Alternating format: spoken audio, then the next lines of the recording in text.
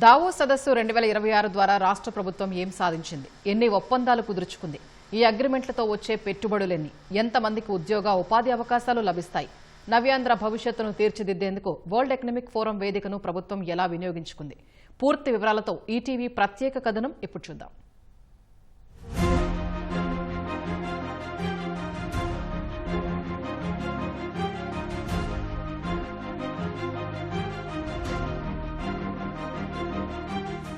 Davos వేదికగా వివిధ దేశాలు, రాష్ట్రాల పాలకులు ఎంతో మంది పారిశ్రామికవేత్తల్ని కలుస్తుంటారు, ఎంఓయూలు చేసుకుంటూ ఉంటారు. కానీ అందులో వాస్తవ రూపం దాల్చేవి ఎన్ని? చాలా మందికి వచ్చే డౌటే ఇది. ఈ సదస్సు ద్వారా ఆంధ్రప్రదేశ్ మాత్రం పెద్ద ఎత్తున పెట్టుబడులు సాధిస్తోంది. అందుకు నిదర్శనమే 2025 దావోస్ సదస్సు ద్వారా సాధించిన ఫలితాలు. గత సదస్సులో జరిపిన చర్చలతో ఇప్పటి వరకు 2.5 లక్షల కోట్ల పెట్టుబడులు గ్రౌండ్ అయ్యాయి. 1,30,000 కోట్లతో విశాఖలో ఏర్పాటు చేస్తున్న గూగుల్ డేటా సెంటర్ అందుకు ప్రబల నిదర్శనం.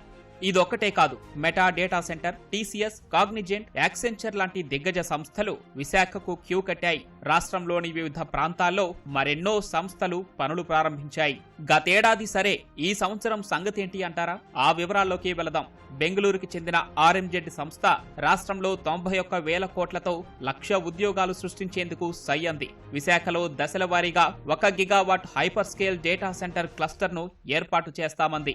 డిజిటల్ ఏఐ వర్క్ లోడ్ కు ఈ ప్రాజెక్టు ఉపయోగపడుతుంది. కాపులుప్పాడ ఫేజ్ 1 ఐటీ పార్కులో 1 కోటి చదరపు అడుగుల విస్తీర్ణంలో జీసీసీ పార్కు అభివృద్ధి చేయనుంది. శ్రీ సత్యసాయి జిల్లా టేకులోడ్ వద్ద సుమారు 1000 ఎకరాల్లో పారిశ్రామిక లాజిస్టిక్స్ పార్కు నిర్మిస్తుంది. ఐటీ మంత్రి నారా లోకేష్ తో చర్చల సందర్భంగా ఆర్ఎంజెడ్ చైర్మన్ మనోజ్ మెండా ఈ మేరకు స్పష్టమైన హామీ ఇచ్చారు.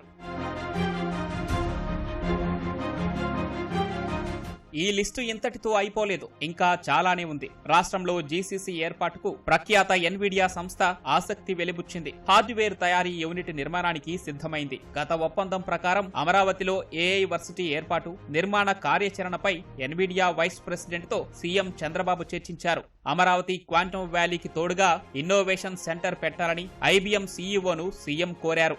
ఏఐ క్వాంటమ్ టెక్నాలజీపై 10 లక్షల మందికి శిక్షణనివ్వాలని ప్రతిపాదించగా ఐబీఎం సీఈఓ సమ్మతించారు. అమరావతిని సైబర్ సెక్యూరిటీ నగరంగా తీర్చిదిద్దడంలో పాల్పంచుకోవాలని ఇజ్రాయెల్ బృందాన్ని చంద్రబాబు కోరారు. డ్రోన్ సాంకేతికతపై ఇజ్రాయెల్ మంత్రి బరక్కత్ తో చర్చించారు. డీశాలినేషన్, పారిశ్రామిక అవసరాల కోసం వ్యర్థ జలాల రీసైక్లింగ్ టెక్నాలజీ అందించాలని విజ్ఞప్తి చేశారు. క్వాంటమ్ కంప్యూటింగ్, సెమీ కండక్టర్ల తయారీ, పారిశ్రామిక క్లస్టర్ ఏర్పాటును ప్రతిపాదించారు.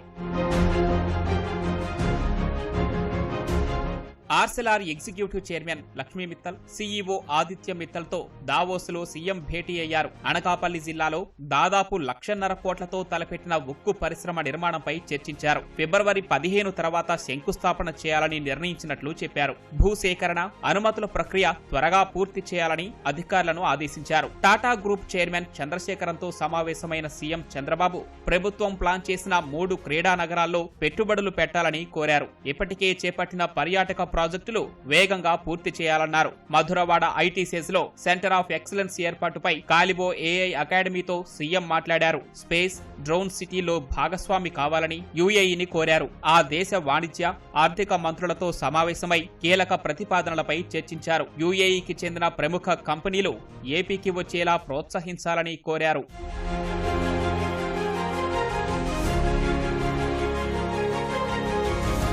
ముఖ్యమంత్రి చంద్రబాబు ఆధ్వర్యాన దావోస్ కు వెళ్లిన రాష్ట్ర బృందానికి నాయకత్వం వహించిన మంత్రి లోకేష్ 4 రోజుల్లో 44 కార్యక్రమాల్లో పాల్గొన్నారు. పారిశ్రామికవేత్తలతో 25 ముఖాముఖి చర్చలు, 2 ప్రభుత్వ సమావేశాలు, 4 కాంగ్రెస్ సెషన్లు, 8 రౌండ్ టేబుల్ సమావేశాలు, 5 ఇంటర్నేషనల్ మీడియా ఇంటరాక్షన్స్ లో పాల్గొన్నారు. రాష్ట్ర వనరులు, శక్తి సామర్థ్యాలు, రాయితీలు, అనుకూలతలను వివరించారు. స్పీడ్ ఆఫ్ డూయింగ్ బిజినెస్ అమలు చేస్తూ పరిశ్రమలకు అన్ని రకాలుగా సహకరిస్తున్నట్లు చెప్పారు. పెట్టుబడిదారుల కోసం ప్రత్యేకంగా వాట్సాప్ గ్రూప్ ను ఏర్పాటు చేసి ఏ అవసరం వచ్చినా క్షణాల్లో స్పందిస్తున్నట్లు వివరించారు. పరిశ్రమల ఏర్పాటుకు ఆంధ్రప్రదేశ్ ను మించి గమ్యస్థానం మరొకటి లేదన్నారు.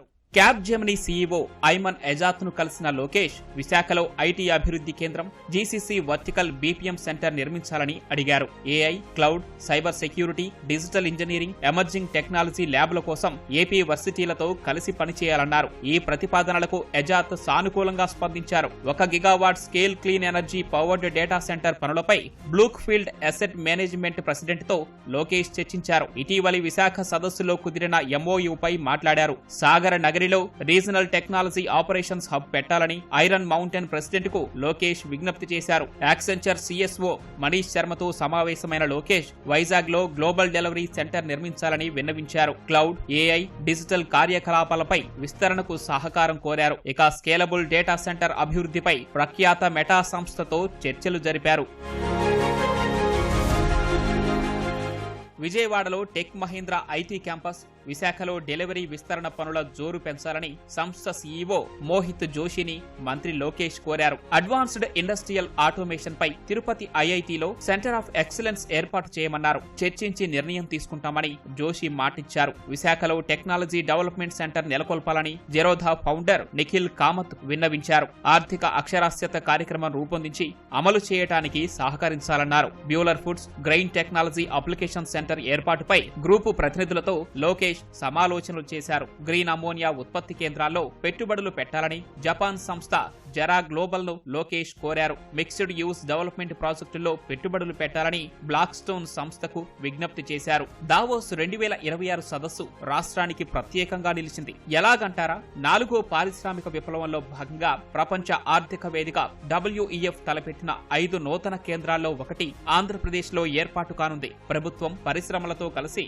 ఆచరణాత్మక విధానాల రూపకల్పన, పైలట్ ప్రాజెక్టులు చేపట్టడంపై ఈ సెంటర్ పనిచేస్తుంది. కృత్రిమ మేధ, ఇంధన రంగంలో మార్పులు, సైబర్, ఫ్యూచర్ టెక్నాలజీపై రాష్ట్రంలో ఏర్పాటయ్యే WEF కేంద్రం దృష్టి సారిస్తుంది. ఇప్పటి వరకు మన దేశంలో ముంబై, హైదరాబాద్ లో మాత్రమే ఇలాంటి సెంటర్లు ఉన్నాయి.